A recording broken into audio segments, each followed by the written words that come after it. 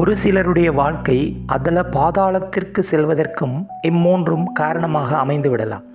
சிலர் வணிகத்திலே உயர்ந்த இடத்தில் இருப்பார்கள். திடீரென்று அந்த கம்பெனியில் சிலருடைய மோசடியால் அந்த வாணிப செயற்பாடு மிகவும் மோசமடைந்த நிலைக்கும் சென்று விடலாம்.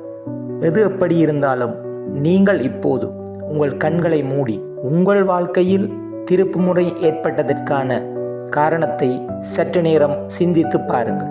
நிச்சயம் அது ஒரு மனிதராக அல்லது ஒரு பொருளாக அல்லது ஒரு நிகழ்வாக இருக்கும்.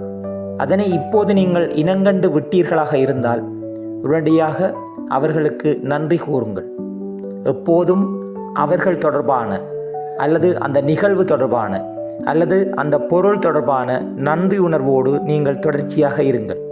இதுவரையில் உங்கள் வாழ்விலே எந்த திருப்புமுனையும் நிகழவில்லையாக இருந்தால், நீங்கள் நேர் மனப்பாங்கோடு இருப்பீர்களாக இருந்தால், இறையுணர்வும் நன்றியுணர்வும் உடையவர்களாக இருக்கின்ற போது உங்களுக்கான திருப்புமுனைக்குரிய மனிதர் வெகு விரைவில் உங்களை சந்திக்க இருப்பார்.